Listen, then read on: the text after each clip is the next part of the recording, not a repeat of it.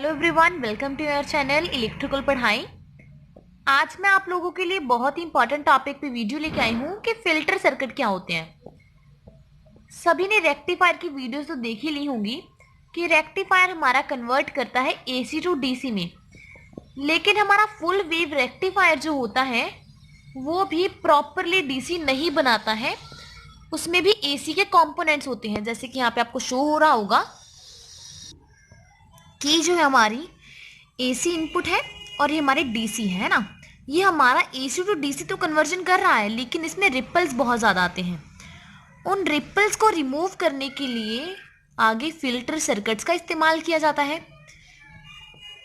और filter circuit जो होते हैं वो 4 तरह के होते हैं। वन बाय वन सभी को डिस्कस करते हैं। चलिए टाइम ना वेस्ट करते टॉपिक स्टार्ट करते हैं। सबसे पहले हम देखेंगे फिल्टर सर्किट लगते कहाँ पर है। तो आपकी जानकारी के लिए आपको बता दूं कि जो हमारा लोड होता है और हमारा रेक्टिफायर होता है उसके बीच में जो हमारा फिल्टर सर्किट जो होता है वो लगाया जाता है, उसे इंस्टॉल किया जाता है, जो कि हमारे रिपल्स रिमूव करने का काम करता है। और फिल्टर सर्किट जो होता है वो हमारा 3 तरह के कंपोनेंट से मिलकर बनता है। या तो वो उसमें कैपेसिटर लगा होगा, या उसे कैपेसिटर और इंडक्टर दोनों लगा होगा, या फिर अकेला इंडक्टर लगा होगा। ठीक है, चलिए देखते हैं कौन से 4 तरह के हमारे फिल्टर सर्किट होते हैं। हमारे पास जो 4 तरह के होते हैं उसमें से फर्स्ट टाइप है शंट कैपेसिटर फिल्टर। शंट को हम पैरेलल कैपेसिटर फिल्टर भी बोल सकते हैं। इसमें क्या है कि हमारा कैपेसिटर जो है वो लोड रेजिस्टेंस के पैरेलल में लगता है। उसके अलावा आता है हमारा सीरीज इंडक्टर, एलसी फिल्टर या फिर सीएलसी फिल्टर, जिसे हम 5 फिल्टर भी बोलते हैं।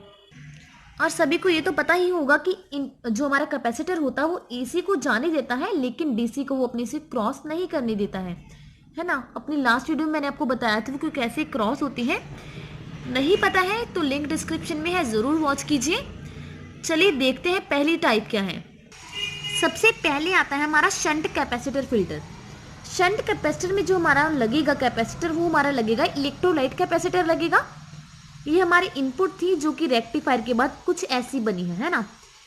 जो कैपेसिटर रहेगा वो एसी को तो बहुत लो रिएक्टेंस प्रोवाइड करेगा, लेकिन वो अपने आप को डीसी उसमें से क्रॉस नहीं होने देगा। तो जब भी वो हमारा एसी का फर्स्ट साइकिल आएगा तो जब वो क्रॉस करेगा उसमें से हमारे इस फिल्टर सर्किट में से, तो वो बहुत कम ही एसी को जाने देगा। तो उस समय हमारे कुछ इस तरह की आउटपुट नजर आएगी, क्योंकि वो हमारे एसी के कंपोनेंट्स को अलाउड करता है।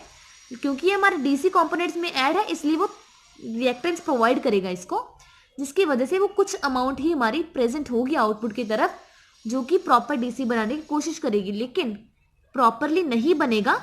इसके लिए आगे काफ़ी सर्किट्स होते हैं।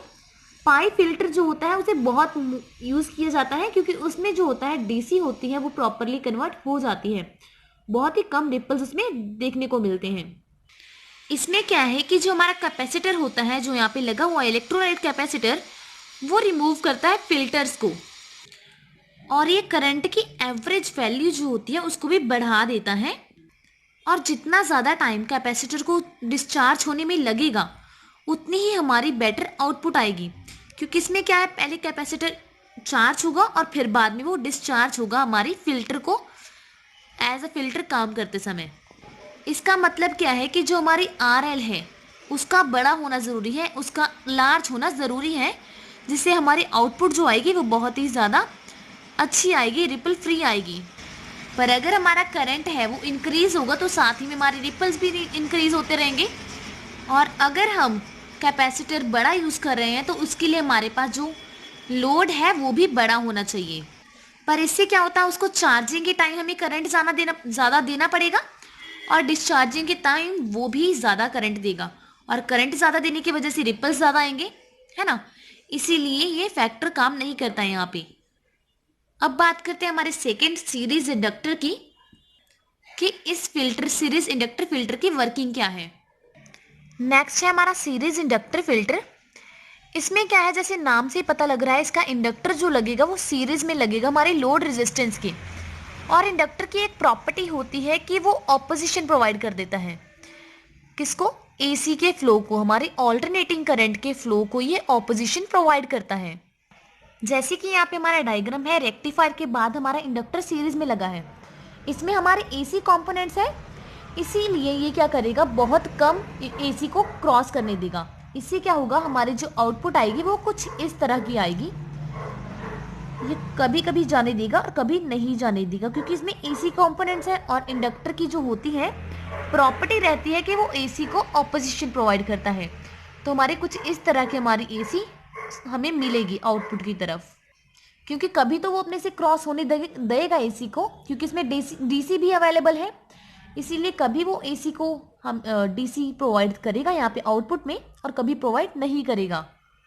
नेक्स्ट फिल्टर है हमारा चॉक इनपुट फिल्टर, जिसे हम एलसी फिल्टर भी बोलते हैं। इसमें क्या है, जैसे मैंने इंडक्टर की आपको चॉक की प्रॉपर्टी बताई थी कि ये एसी को नहीं क्रॉस करने देता है अपने अंदर से, लेकिन कैपेसिटर एसी को क्रॉस करने देता है ना। लेकिन देखिए इसमें क्या रहेगा हमारा, कि हमारी जैसे हमारी वेव शेप हमारी इनपुट पे आती है वो कुछ इस तरह से आएगी, है ना। उसके बाद रेक्टिफाई होने के बाद वो कुछ इस तरह से बन जाएगी।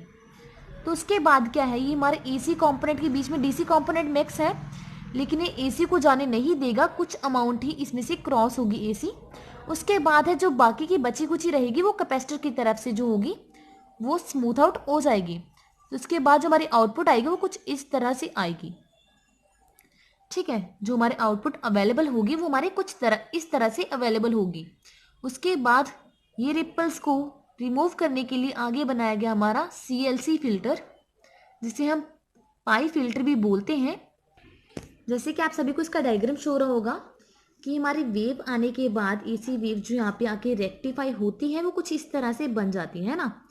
तो उसको रिमूव करने के लिए सबसे पहले हमारा कैपेसिटर है, जो क्या करता है, इसकी मोस्टली रिपल्स खत्म कर देता है, क्योंकि कैपेसिटर क्रॉस करने देता है एसी को, लेकिन इसमें डीसी अमाउंट भी है, तो ये डीसी को नहीं जाने देगा, कुछ अमाउंट हमारे एसी को जाने देगा। उसके बाद ये एसी को ब्लॉक करेगी, एसी में जो डीसी कंपोनेंट है वो आगे क्रॉस करने देगा, और उसी तरह हमारा कैपेसिटर जो लास्ट में जो रह जाएगी हमारी वेव, उसे पूरी तरह से स्मूथ आउट कर देगा। और उसके बाद जो हमारी वेव शेप हमें अवेलेबल होगी हमारे आउटपुट के ऊपर, वो कुछ इस तरह से अवेलेबल हो जाएगी। होप आप सभी को समझ में आ गया होगा फिल्टर्स का काम क्या है। वीडियो अच्छी लगी हो तो लाइक करना मत भूलिएगा, चैनल पे न्यू है तो सब्सक्राइब जरूर कीजिएगा, साथ ही में बेल आइकन दबाना मत भूलिएगा, जिससे आपको मेरी नई वीडियोस की नोटिफिकेशन मिलती रहेगी सबसे पहले। थैंक यू, मिलेंगे फिर से एक नई वीडियो के साथ।